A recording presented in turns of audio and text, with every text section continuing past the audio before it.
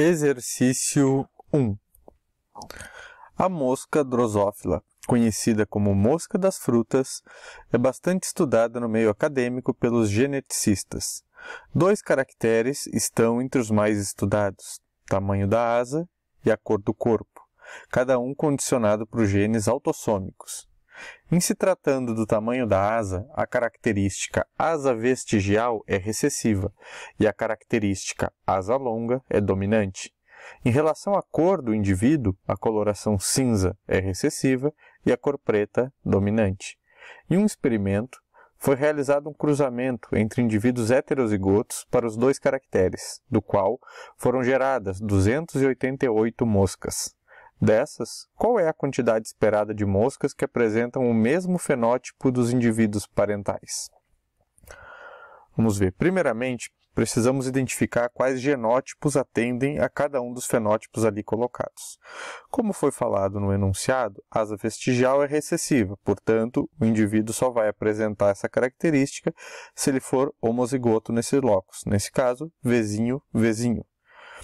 Para o caso de asa longa, uma característica dominante, então ela se expressa tanto em homozigose, Vzão, Vzão, quanto de maneira que se o indivíduo for heterozigoto, Vzão, Vzinho. E para a coloração, o mesmo raciocínio, cor cinza, Czinho, Czinho, cor preta, Czão, Czinho ou Czão, Czão.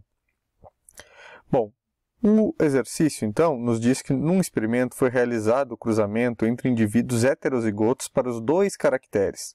Portanto, Vzão, Vzinho, Czão, Czinho, cada um deles. Do qual foram geradas 288 moscas, né? E nos pede aí qual é a quantidade que vai ter o mesmo fenótipo dos indivíduos parentais. Qual é o fenótipo dos indivíduos parentais? É o fenótipo das duas características, nesse caso aqui, dominantes, né? Ou seja, asas longas e corpo com cor preta. Bom, fazendo então aqui o quadrado de Prunet, a partir, né, dos gametas que cada um desses indivíduos vai formar, nós vamos chegar nessa distribuição aqui. E precisamos encontrar, nessa descendência, quais indivíduos teriam asa longa e cor preta. Ou seja, todos aqueles que têm pelo menos um Vzão e um Czão. Nesse caso, contando aqui aqueles que estão em vermelho, nós vamos ver que teremos encontrado aqui 9 indivíduos dentre os 16. Né? Ou uma proporção de 56,25%.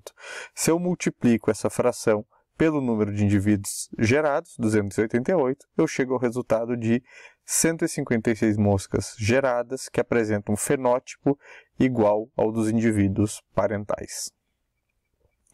Exercício 2.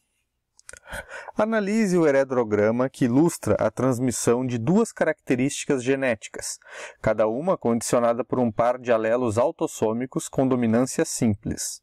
Admitindo que todos os indivíduos da geração parental são duplo homozigotos e que foram gerados em cerca de 100 descendentes, é correto afirmar que a proporção esperada para os fenótipos 1, 2, 3 e 4, respectivamente, é D. Os fenótipos 1, 2, 3 e 4 estão dispostos aqui nesse quadro. Bom, primeira coisa, vamos identificar aquilo que o exercício já nos dá de informações. Ele diz que todos os indivíduos da geração parental são duplo homozigotos.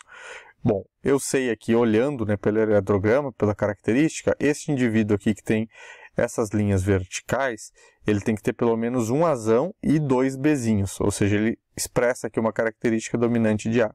Se diz que ele é sempre homozigoto, ele é Azão, Azão, Bzinho, Bzinho. Esse indivíduo com listras horizontais, nós vamos ver que ele vai ter sempre Azinho, Azinho e pelo menos um Bzão.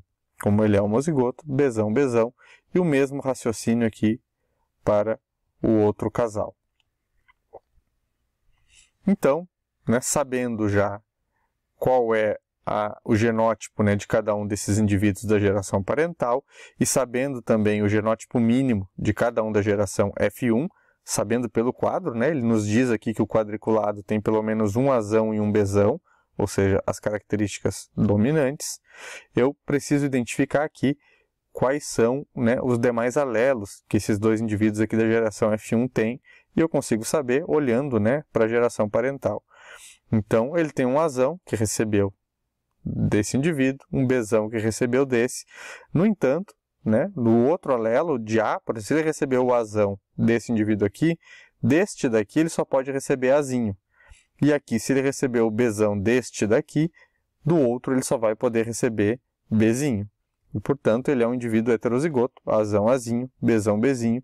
E o raciocínio é o mesmo para o outro indivíduo, já que os genitores aqui apresentam o mesmo genótipo, né, do casal ao lado.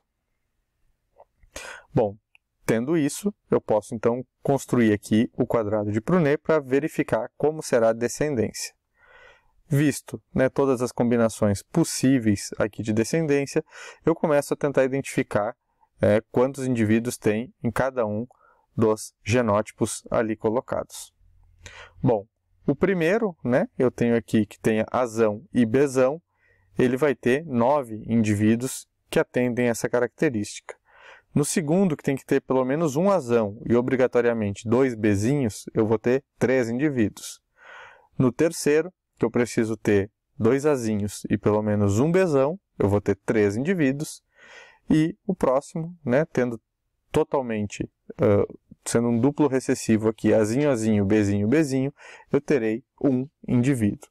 Portanto, seguindo a proporção já verificada por Mendel, 9 para 3 para 3 para 1. Exercício 3.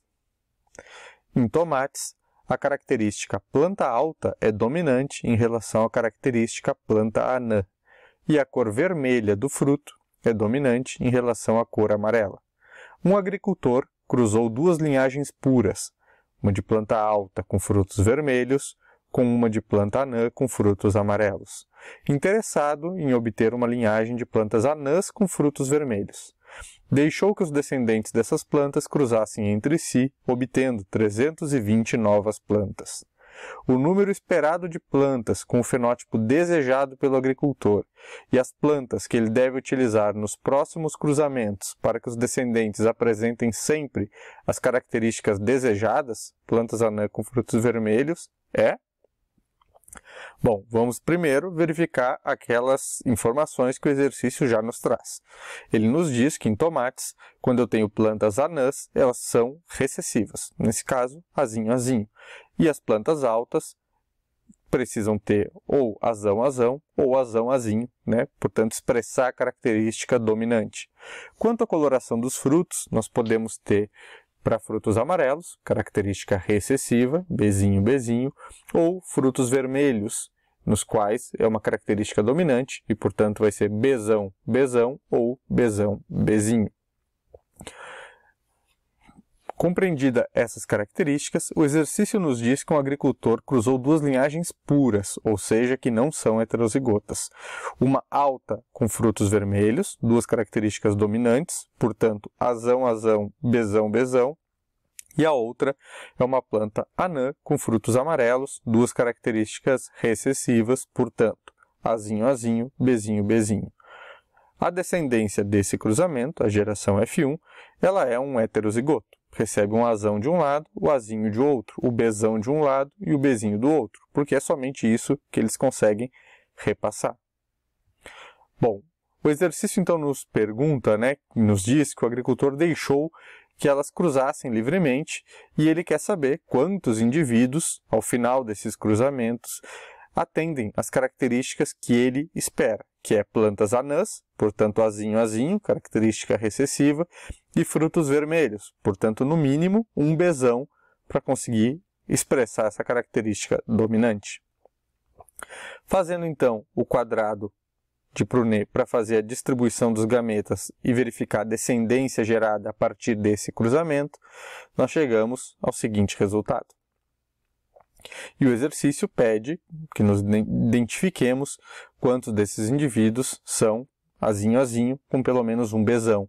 E nós vamos identificar que esses 3 que estão aqui colocados em negrito são os que atendem essa condição, ou seja, 3 de cada 16, ou 18,75%. Se eu pegar essa fração, 3/16, e multiplicar pelos 320 descendentes, eu vou identificar, então, encontrar que 60 desses indivíduos atendem a condição esperada pelo agricultor. E quanto à segunda pergunta, ou seja, quais são as plantas que ele deve utilizar nos próximos cruzamentos para que os descendentes apresentem sempre as características que ele deseja, ele deve usar plantas que sejam homozigotas para ambas as características. Neste caso, azinho, azinho, bezão, bezão, pois aí nós não teremos segregação e teremos todos os descendentes apresentando essas características. Exercício 4. A fibrose cística e a miopia são causadas por genes autossômicos recessivos. Uma mulher míope e normal para a fibrose cística casa-se com um homem normal para ambas as características, filho de pai míope. A primeira criança nascida foi uma menina de visão normal, mas com fibrose. Qual a probabilidade de o casal ter outra menina normal para ambas as características, ou seja, uma menina que não tenha miopia e não tenha fibrose?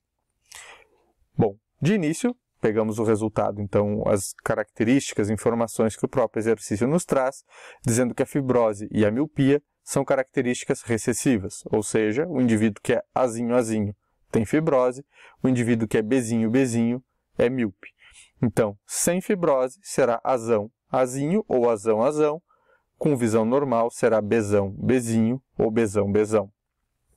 O cruzamento, feito entre uma mulher que ela é míope, ou seja, ela tem bezinho, bezinho, e ela é normal para fibrose, então tem pelo menos um azão, é feito com um indivíduo masculino que é normal para ambas as características, ou seja, ele tem pelo menos um azão para não ter fibrose e pelo menos um bezão para não ser míope. No entanto, ele é filho de um pai que é míope, ou seja, um pai que tinha bezinho, bezinho, e, portanto, tem que ter passado para o filho somente um bezinho. Então, este indivíduo aqui, ele é obrigatoriamente heterozigoto nesse locus aqui, bezão, bezinho. O exercício nos diz que eles tiveram uma filha que tinha visão normal, mas tinha fibrose cística. Ou seja, para ela ter fibrose, ela precisa ter azinho, azinho. Precisa ter dois alelos recessivos aqui nesse locus. Se ela tem azinho, azinho, ela recebeu um da mãe e um do pai. E, portanto, esses indivíduos precisam portar esse gene recessivo. E eles são, então, azão, azinho, bezinho, bezinho e azão, azinho, bezão, bezinho. O exercício nos pergunta, então, qual é a probabilidade desse casal ter outra menina normal para ambas as características. Então, eu vou ter aqui os dois indivíduos, farei aqui o quadrado, com os gametas que cada um deles consegue gerar, e nós vamos, então, identificar qual é essa probabilidade. Percebam que, nesse caso aqui, o indivíduo do sexo feminino, ele gera somente dois tipos de gametas, já que ele é homozigoto em um desses locus.